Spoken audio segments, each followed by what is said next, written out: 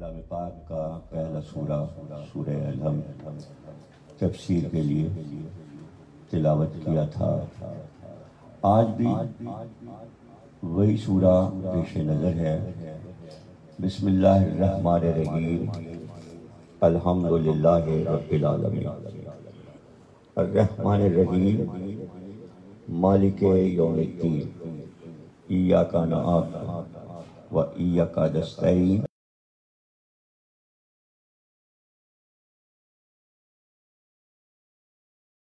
غیر المغضوب علیہم ولا الضالین۔ 7 آیات کا سورہ جس میں بسم اللہ الرحمن الرحیم بھی آیت میں شامل ہے۔ ایسی کوئی قوی دلیل موجود نہیں ہے کہ ہم قرآن کی اس بات سے انکار کریں کہ بسم اللہ الرحمن الرحیم ہر سورے کا حصہ ہے۔ طے شدہ بات ہے کہ جب بھی اللہ نے کوئی سورہ اتارا تو اس اللہ الرحمن بھی نازل ہوا۔ یہ کوئی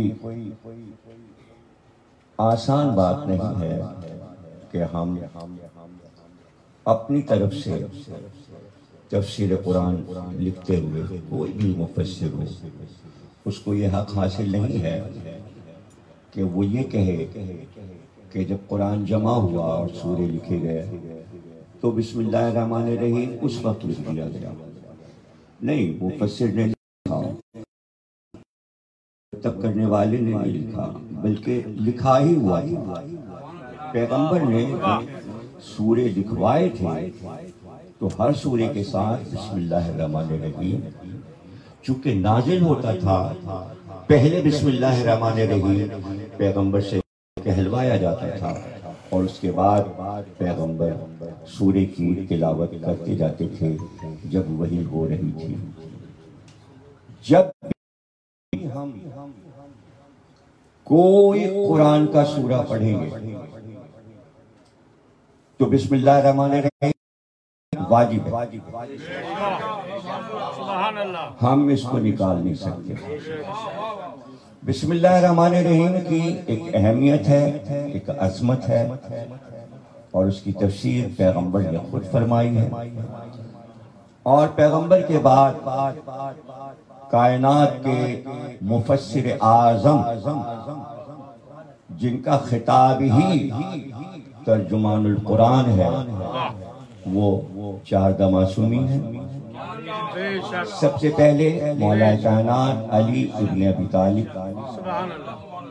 جو کہ پیغمبر پہ جیسے جیسے قرآن اترتا جا رہا تھا اسی وقت مولا کائنات کو حفظ ہو جاتا۔ آپ پہلے حافظ قرآن ہیں، مولا علی پہلے حافظ قرآن ہیں، اس لیے کہ جب بھی وحی آئی اور پیغمبر نے اس وحی کو دہرایا تو مولا کائنات اس کو حافظے میں محفوظ پہلے حافظ قرآن ہے مولا کائنات، پہلے مفسر قرآن ہے مولا کائنات علی بن ابی طالب۔ لوگوں نے علی سے سیکھا کہ قرآن کا ترجمہ کیا ہے، قرآن کی تفسیر کیا ہے۔ اس لیے کہ مولا کائنات کو حکم ہوتا تھا رسول خدا کا کہ علی اس سورے کو لکھ لو۔ وہ آیات جو الگ سے نازل ہوتی تھی پیغمبر فرماتے تھے ان آیات کو فلاں سورے میں لکھ لو۔ مولا کائنات کے پاس پورا لکھا ہوا قرآن موجود تھا اور دنیا نے علی سے قرآن لیا، علی کے حافظے سے سیکھا، اس لیے کہ علی کے علاوہ کسی کو یہ بات نہیں معلوم تھی کہ کون سی آیت کب نازل ہو، کہاں نازل ہو اور وجہ نزول کیا ہے۔ صرف مولا کائنات کو عالم اسلام میں یہ بات معلوم تھی۔ جھوٹے دعوے کرنے والے تو 1400 سال سے جھوٹے وعدے کر رہے ہیں. جو مقام ان تمام چیزوں میں رسالت کے حصے میں مولا کائنات علی کا ہے وہ کسی کا ہو ہی نہیں سکتا، اس لیے کہ پہلے گواہ ہیں وہ رسالت کے. اس وقت بھی علی پیغمبر کے ساتھ تھے جب ابھی قرآن آنا نہیں شروع ہوا. علی کے علاوہ اگر کوئی دعویٰ کرتا ہے کہ شروع سے اس نے قرآن سنا ہے پیغمبر سے تو وہ جھوٹا ہے، وہ کاذب ہے. اس لیے جو علی کا مقام ہے وہ آپ اس کو نظر میں رکھیں جب بھی تفسیر قرآن ہو. اسی لیے مولا کائنات نے جب بھی کسی سورے کی تلاوت تو بسم اللہ الرحمن الرحیم آپ سب سے پہلے پڑھتے تھے، تلاوت کرتے تھے. بسم اللہ الرحمن الرحیم پہ بہت سی کتابیں لکھی گئی ہیں جو کہ بہت ضخیم کتابیں ہیں اور ہمارے کتب خانے میں موجود ہیں، اور وہ عرب کی، عراق کی، ایران کی اور ہندوستان کی اور پاکستان کی لکھی کتابیں جو صرف بسم اللہ الرحمن الرحیم کی تفسیر ان کتابوں میں کی گئی ہے. معنی بتائے گئے ہیں، فضائل وہ حدیثیں موجود ہیں جو بسم اللہ الرحمن الرحیم کے بارے میں پیغمبر نے ارشاد فرمایا، جس میں مشہور حدیث یہ ہے کہ علی جب بھی بسم اللہ الرحمن الرحیم لکھو تو سین کو کھینچ کے لکھو. یعنی آپ نے کتابت کی خوبصورتی بھی دنیا کو سمجھا کہ جب قرآن لکھا جائے گا حروف کتنے خوبصورت لکھے جائیں، دائرے کتنے اچھے بنائے جائیں. یعنی خراب رائٹنگ میں، خراب تحریر میں قرآن نہ لکھا جائے. یہ جمال الہی ہے، یہ جمال پیغمبر ہے کہ قرآن حسن کے ساتھ نازل ہو رہا ہے. تو حسن کے ساتھ لکھا جائے، حسن کے ساتھ پڑھا جائے، حسن ادائیگی میں بھی سننے والے کو خوبصورت لگے، اچھا لگے. جب لفظ کاغذ پہ پڑھے جائیں تو آنکھوں کو اچھا لگے. نماز میں جب آپ سورے کی تلاوت کریں گے تو حدیث پیغمبر ہے بسم اللہ الرحمن الرحیم بلند آواز سے پڑھیں. وہ نماز ہوگی ہی نہیں جس میں وہ نماز قبول نہیں ہے، اور جس میں بلند آواز سے بسم اللہ نہیں پڑھا گیا وہ نماز قبول نہیں ہوگی. واقعات موجود ہیں.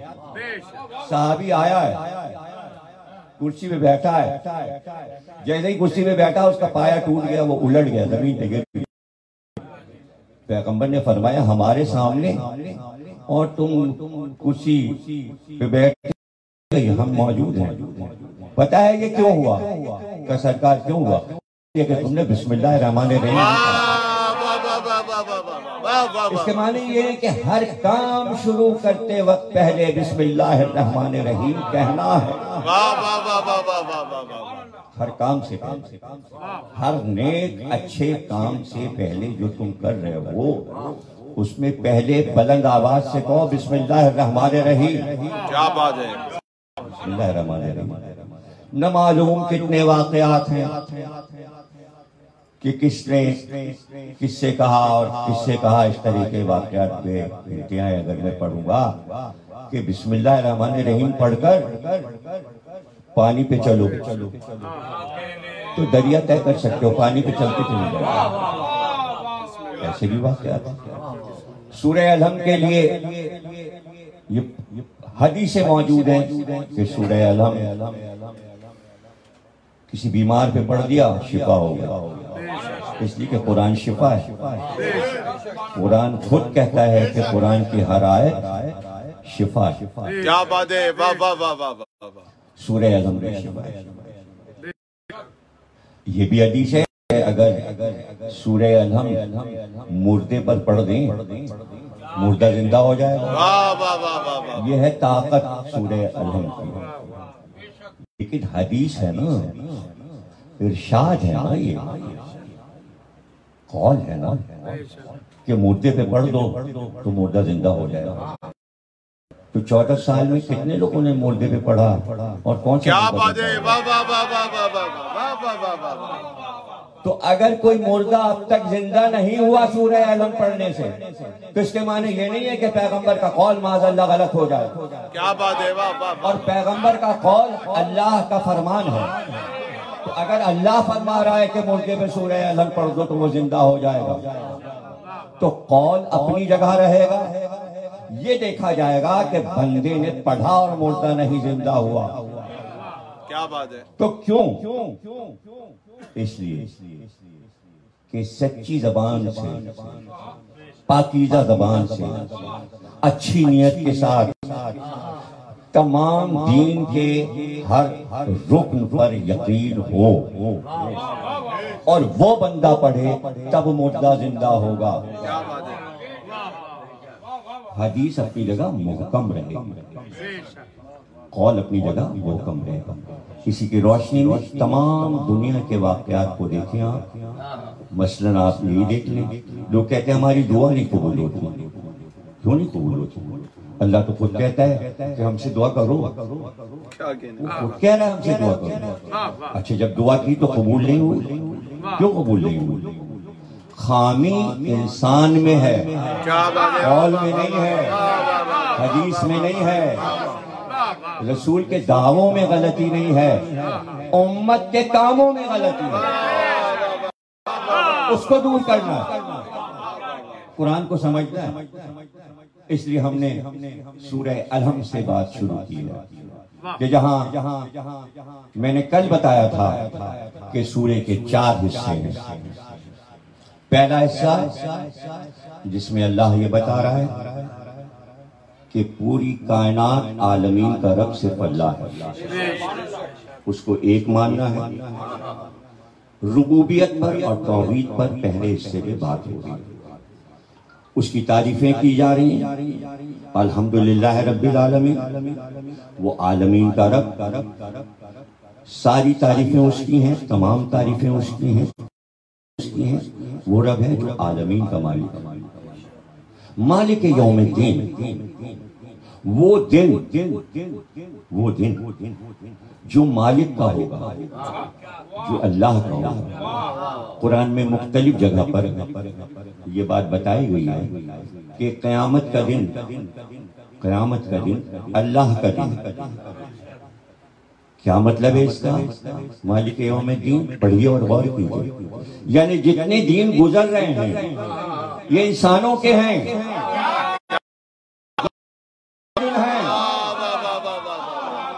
اللہ نے سب دے دیے دن کا. یہ دن تمہارے ہی جو سمجھ میں آئے کرو.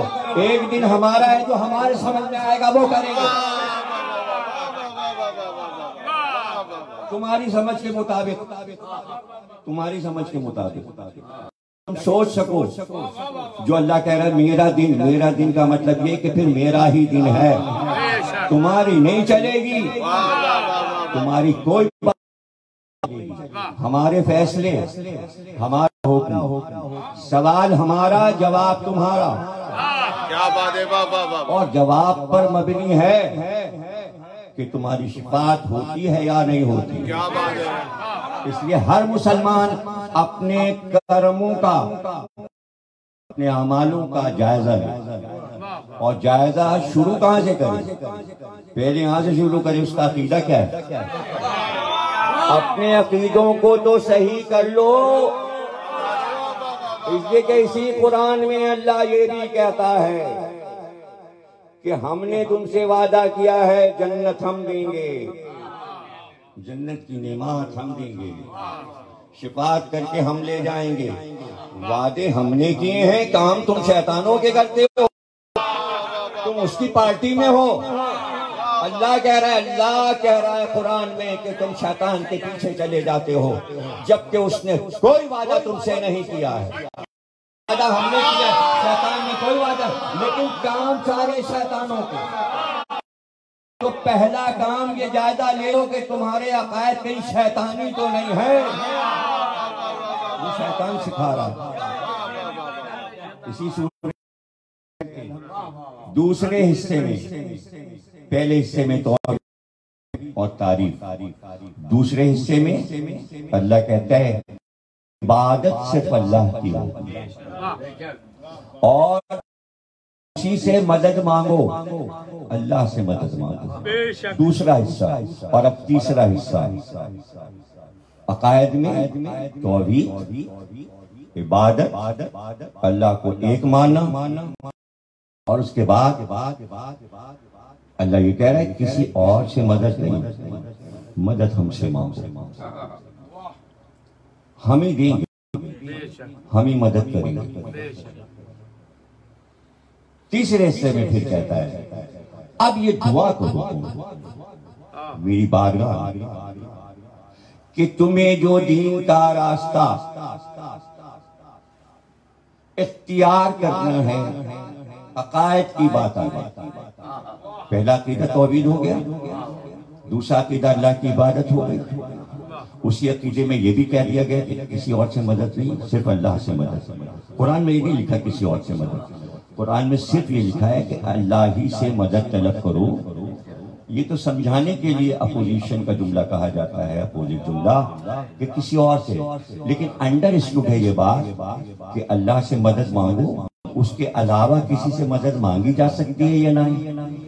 تو اب تیسرے حصے میں اللہ یہ کہتا ہے کہ یہ دعا کرو کہ ان کا راستہ جن پر تو نے اپنی نعمتیں بھیجی، جو تیری نعمت والے لوگ ہیں، ان کا نام نہیں بتایا گیا۔ اب راستہ آپ کو سیکھنا انہی لوگوں سے ہے، اللہ آسمان سے آ کے تو نہیں بتائے گا کہ یہ راستہ جا رہا ہے۔ راستہ تو کوئی اللہ کا مقرر کردہ ہادی ہی بتائے گا۔ تو اسی بات کو اللہ کہہ بھی رہا ہے کہ تمہیں یہ راستہ لینا کس سے ہے؟ صراط مستقیم، جو سیدھا راستہ مجھ تک پہنچاتا ہے، مالک یوم الدین، جو محشر تک راستہ تمہیں پہنچا دے۔ اب تم راستے میں کہیں بھٹک گئے ہو، ہم تو مستقیم کہہ رہے ہیں، سیدھے راستے پہ آنا ہے۔ اور وہ راستہ کون بتائے گا؟ وہ راستہ وہ لوگ بتائیں گے کہ جن پر میں نے اپنی نعمتوں کو صرف نازل نہیں کیا بلکہ ان پر نعمتوں کو تمام کر دیا۔ ہستی ہوگا کہ جو امت سے یہ کہہ رہی ہے، ابھی یہ آیت آئی ہے اکملت لکم دینکم واکملت علیکم نعمتی، آج دین کامل ہوا ہے، آج نعمتیں تمام ہوئی ہیں۔ تو ڈھونڈنا مشکل ہے کہ غدیر خم میں پیغمبر پہ یہ آیت آئی تھی، تو پیغمبر کا راستہ طلب کیا جا رہا ہے، اور جس پر نعمت تمام ہوئی ہے اس کو علی کہتے ہیں۔ تو آپ کو کس کے راستے پہ چلنا ہے؟ کے راستے پہ چلنا ہے، اور ان کے صحیح جانشین، ان کے پہلے خلیفہ امیر المومنین علی ابن ابی طالب، جو خلیفتہ بلا فصل ہیں۔ غدیر بتا رہی ہے کہ بیچ میں فاصلہ نہیں ہے، ان کے واقعے سے کوئی انکار نہیں کر سکتا۔ امام احمد نے پورا واقعہ لکھ کر پورا خطبہ غدیر لکھا ہے۔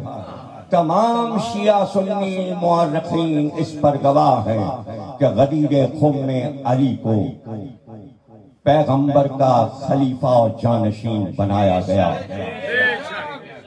تمام عالم اسلام کو اس بات پر متفق ہو جانا چاہیے کہ رسول اللہ کے بعد اگر کسی کا نام لے تو صرف امیر المومنین علی بن ابی طالب، ورنہ پھر راستہ صراط مستقیم نہیں ملے گا اگر ادھر ادھر بھٹک گیا۔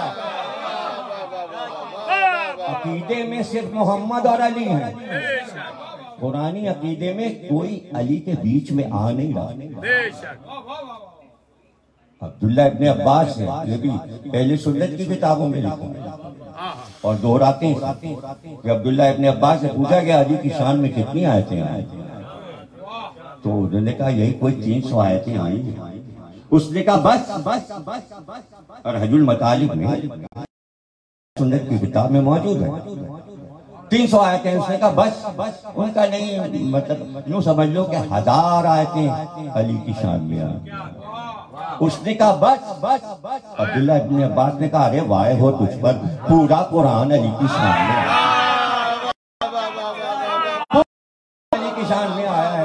ارے کوئی آیت اٹھا کے دیکھ تو لو کہ قرآن علی کی شان کیا ہے۔ اس لیے آپ راستے سے بھٹکے نا، شیطان آپ کو بہکائے گا، آپ شیطان کے بہکاوے میں نہ آئے گا۔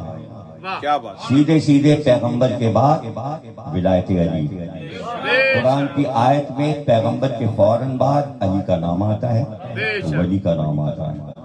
تیسرا حصہ ہے جس میں سورہ الحمد میں راستہ آپ کو بتایا گیا، اور یہی راستہ تا عمر مانگتے رہیے۔ یعنی یہ سورہ تو آپ کو ہم زندہ ہے نا، یہ پڑھنا ہوگا۔ اہدنا الصراط المستقیم صراط الذین انعمت علیہم غیر المغضوب علیہم ولا الضالین۔ اب چوتھے سورے میں، چوتھے حصے میں، سورہ الحمد کے چوتھے حصے میں اللہ یہ بات ارشاد فرما رہا ہے کہ بھائی یہ بھی دعا مانگو کہ یا اللہ ہمیں تو اچھے راستہ چاہیے، سرکار دو عالم کا راستہ چاہیے، علی کا راستہ چاہیے، ان کا راستہ نہیں چاہیے جن پر تو غضبناک ہوا۔ تاریخ اور حدیث تو دور کی بات ہے، اس میں آپ ڈھونڈیے گا کہ اللہ کا غضب کس کس پہ نازل ہوا۔ اور پھر کہا گیا کہ ظالم جو گمراہ لوگ ہیں ان کا راستہ نہیں۔ تو آپ کا فریضہ ہے کہ اپنی زندگی میں آپ نعمت والے لوگوں کو بھی ڈھونڈ لیں، کیا بات ہے، اللہ کا غضب نازل ہوا ان کو بھی ڈھونڈ لیجئے، اور جو گمراہ ہو گئے ان کو بھی دیکھیں۔ کیا بات ہے، تاریخ نے گمراہوں کے نام لکھے ہیں، کیا بات ہے، تاریخ نے ان کے نام لکھے ہیں جن پر پیغمبر غضبناک ہوا۔ صحیح بخاری میں 7 جگہ یہ بات لکھی ہے کہ پیغمبر کس وقت کن لوگوں پہ غضبناک ہوئے۔ صحیح بخاری میں 7 مقامات پہ یہ لکھا ہے کہ جب پیغمبر نے آخری وقت قلم اور کاغذ مانگا اور نہیں دیا گیا پیغمبر کو قلم اور کاغذ تو آپ غضبناک ہوئے۔ جن پہ غضبناک ہوئے ان کے نام تو صحیح بخاری سے پوچھ لو، ان کے نام صحیح بخاری سے پوچھ لو بھائی کہ پیغمبر کس پہ غضبناک ہوئے، اور جس پہ پیغمبر غضبناک ہوئے اس پہ اللہ غضبناک ہوا، اور جس پہ اللہ غضبناک ہوا وہ گمراہ ہو گئے، وہی تو ضالین ہیں، ان کا راستہ مت اپناؤ، ان کا راستہ مت اپناؤ۔ یہ ہے سورہ الحمد کا سبق، لیکن یہ سبق ابھی ختم نہیں ہوا، اس لیے کہ عبداللہ ابن عباس نے مسجد کوفہ میں ایک دن مولا کائنات علی بن ابی طالب سے ارشاد فرمایا، مغربین کی نماز کے بعد جب درس شروع ہوتا تھا تو انہوں نے کہا کہ عبداللہ ابن عباس کو سمجھ لیجئے کون ہے۔ سارے سننے والے غور سے ان باتوں کو سنا کریں تاکہ ان کی معلومات میں اضافہ ہو، اس لیے کہ اور لوگ یہ باتیں نہیں بتا رہے ہیں، اس لیے میرا فریضہ ہے کہ میں عالم اسلام کو، پورے پاکستان کے مسلمانوں کو یہ بات بتاؤں کہ یہ چیزیں تمہارے کان نے نہیں پڑھی، تم نے نہیں پڑھی، تمہیں نہیں معلوم۔ عبداللہ ابن عباس علی کے وہ شاگرد ہیں جنہوں نے، عبداللہ ابن عباس نے علی سے تفسیر قرآن کا علم سیکھا، درسن سیکھا، بیت در سیکھا۔ تو اب عبداللہ ابن عباس نے تفسیر قرآن کا علم کس سے لیا؟ علی سے لیا، اور عبداللہ ابن عباس وہ واحد شخصیت ہیں جن سے تمام عالم اسلام کے سنی مفسرین نے علم تفسیر لیا۔ اگر عبداللہ ابن عباس نہ ہوتے تو لوگوں کو پتہ بھی نہ چلتا کہ علی نے قرآن کی تفسیر کس طرح کی ہے۔ براہ راست علی سے ہی تفسیر لے لو، چلو ٹھیک ہے عبداللہ ابن عباس علی کے شاگرد سے سب لوگ تفسیر لیتے ہیں، کوئی اعتراض کی بات نہیں، انہیں سے لے لو۔ اچھا تو ان سے لے لو تو ان کے سارے ارشادات بھی تو سن لو، ان کی ساری باتیں بھی تو سن لو. وہ علی سے کہہ رہے ہیں, کیا کہہ رہے ہیں؟ تفسیر کیجئے سورہ الحم. مولا کائنات نے سورہ الحم کی تفسیر شروع کی. رات گزر گئی, تفسیر سورہ الحم ختم نہیں ہوئی, یہاں تک کہ نماز صبح کا وقت آ گیا اور علی نے فرمایا کہ اب نماز شروع ہوا چاہتی ہے اور اذان ہوگی. عبداللہ ابن عباس ابھی تفسیر سورہ الحم ختم نہیں ہوئی. بس یہ سمجھ لو کہ اگر میں پوری تفسیر سورہ الحم کی کر دوں تو 7 اونٹوں پر بار ہوگا. لکھی ہوئی تفسیر اونٹوں پر بار کر دی جائے. یہ ہے سورہ الحم. اور پھر فرمایا بس مختصر یہ سمجھ لو عبداللہ ابن عباس کہ پورا قرآن سورہ الحم کی, پورا سورہ الحم بسم اللہ الرحمن الرحیم, اور پورا بسم اللہ الرحمن الرحیم بسم اللہ کے بے میں, اور جو کچھ بے میں ہے وہ بے کے نقطے میں, اور وہی نقطہ میں علی ابن ابی طالب.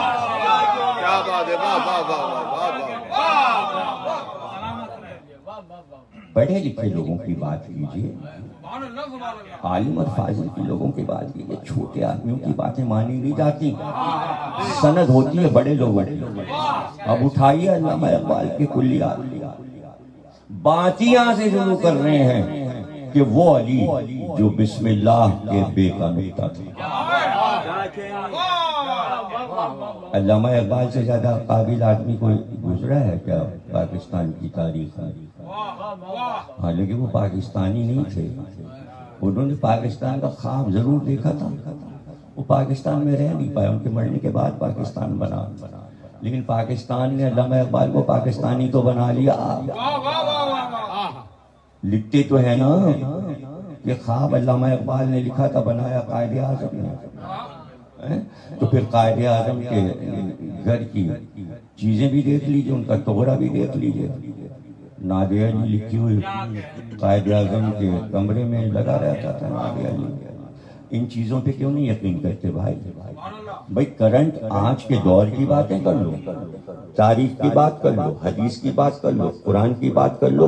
یہ بتاؤ کہ علی کا مقام گھٹا کر تمہیں صراط مستقیم ملے گا؟ کیا بات ہے, کوئی بھی ہو, کوئی بھی ہو, وہ صراط مستقیم پا ہی نہیں سکتا اگر اتنا ذرہ سا بھی دل میں علی کی دشمنی کا نقطہ ہے. تو وہ دین نہیں پا سکتا, جب دین نہیں پا سکتا تو وہ شفاعت نہیں پا سکتا, وہ جنت نہیں پا سکتا. سارے مسلمان جیس پہ رہے ہیں کہ ہمیں جنت میں جانا ہے. ارے جنت کے مالک ہی علی ہیں, مالک جنت علی کو بنایا گیا ہے. یہ بھی قرآن میں لکھا ہے, قرآن میں لکھا ہوا ہے کہ مالک جنت ہے. خاتون محشر ہیں پیغمبر کی بیٹی, ساقی کوثر ہیں علی, اور پیغمبر کے دونوں نواسے جنہیں ابنانا کہہ کر قرآن نے پیغمبر کا بیٹا کہا ہے, رسالت کا بیٹا کہا ہے. حسن اور حسین جنت کے جوانوں کے سردار. تو جنت مانگو گے علی فاطمہ حسن اور حسین سے یا ان کے دشمنوں سے؟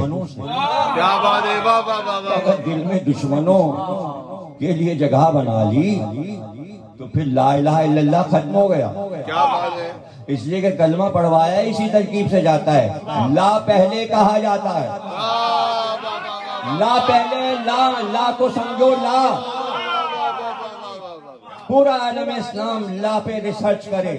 لا کے معنی نہیں دل میں کسی اور کی محبت نہ ہو, دل میں کوئی اور خدا تمہارا بسا نہ ہو. پہلے ان سب غلیظ خیالات کو دل سے نکالو, پھر کہو الا اللہ.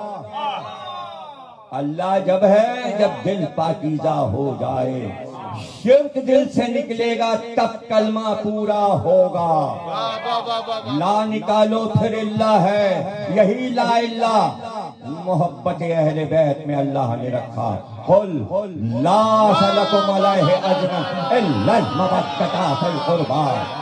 نہیں کسی کی محبت دل میں رکھو، جو ان کا غیر ہے، جو ان کا دشمن ہے، اس کے بعد مودت دل میں آئے گی اہل بیت کے، اور جب محبت آئے گی تبھی تم صراط مستقیم پر ہوگے، کبھی تم سورہ الحمد کے تقاضے کو پورا کر سکو گے، تبھی تمہاری دعا قبول ہوگی۔ اب دعا میں دو طریقے عالم اسلام میں رائج ہیں ترجمے میں، اہدنا الصراط المستقیم صراط الذین انعمت علیہم، کہتے ہیں کہ ترجمہ یہ ہے کہ ہر وقت پانچوں وقت کی نماز میں یہ کہو کہ ہم کو سیدھا راستہ دکھا دے۔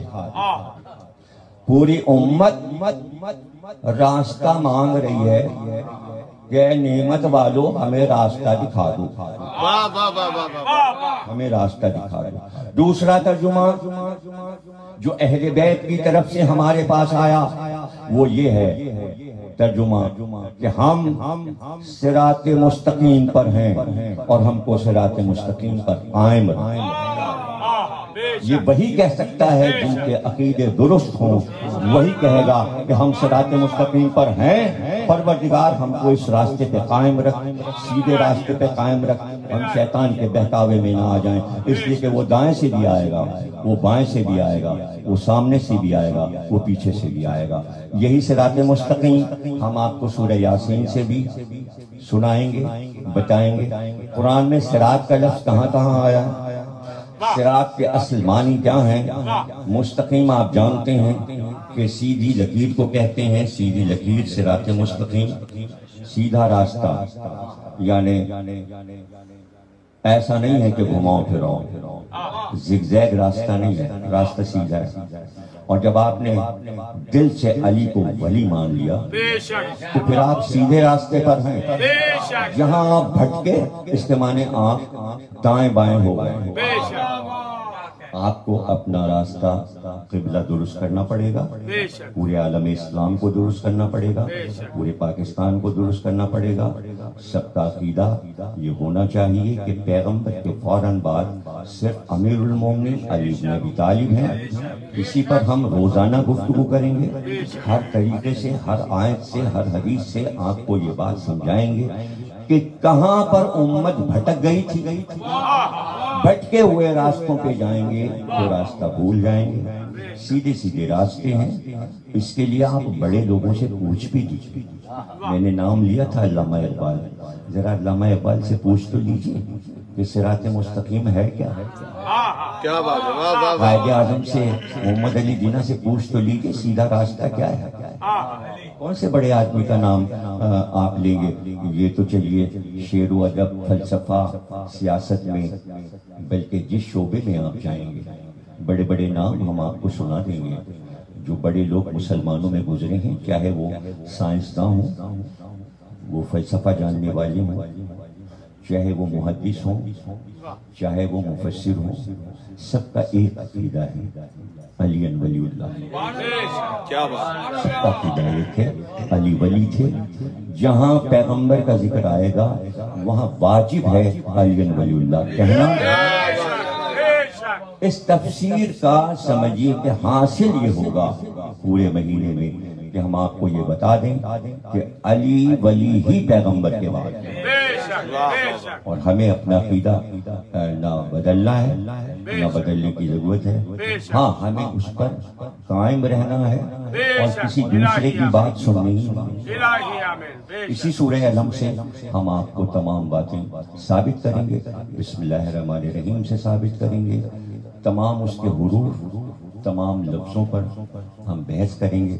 اب چھوٹی سی بات ہے، اللہ کہہ رہا ہے مالک یوم الدین، یہ یوم کا لفظ جو ہے وہ اس میں آیا ہے، تو پھر قرآن میں دیکھنا پڑے گا کہ اس دنیا کا یوم کون سا آیا تھا۔ ایک یوم آخرت کا ہے، اللہ کہہ رہا ہے میرا، اور ایک دن اور اللہ کا دن یہاں آیا تھا، اس دنیا میں آیا تھا۔ اليوم، کیا بات ہے،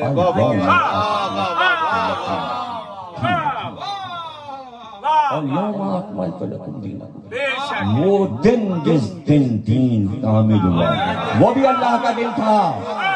ایک اللہ کا دن یہاں آیا، ایک اللہ کا دن وہاں آیا۔ جب تک الیوم اکملت لکم دینکم نہیں سمجھیں گے، مالک یوم الدین سمجھنا۔ اس دن سے چل کر اس دن تک پہنچنا ہے، یہی تو صراط مستقیم ہے۔ اللہ آپ کو خوش رکھے، کوئی غم نہ دے سوا غم حسین کے بہت محمد اور آل محمد۔ تمام لوگوں کو پروردگار توحید پر متفق کر، رسالت پر متفق کر، ولایت علی پر متفق فرما۔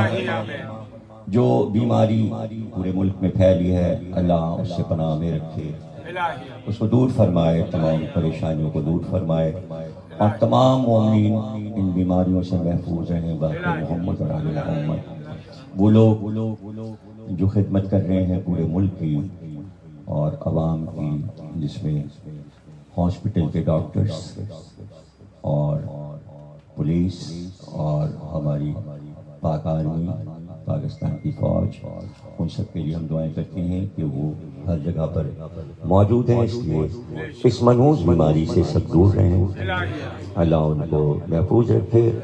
اس کے علاوہ تمام حضرات جو خدمات بجا لا رہے ہیں، غریبوں کے لیے کام کر رہے ہیں، اللہ ان کی بھی ہمت افزائی کرتے ہوئے ہم یہ کہیں گے اللہ انہیں اور توفیقات میں اضافہ فرمائے، اور تمام وہ مومنین جو اس دنیا میں نہ رہے اللہ ان کے درجات کو بلند فرمائے، جو بیمار ہیں اللہ انہیں شفا فرمائے، اور پیغمبر کے ارشاد کے مطابق کہ یہ دنیا جب ظلم و ستم سے بھر چکی ہوگی تو اللہ پھر میرے بیٹے مہدی کو اس دنیا میں لائے گا، جو اس دنیا کو عدل و انصاف سے رکھے گا۔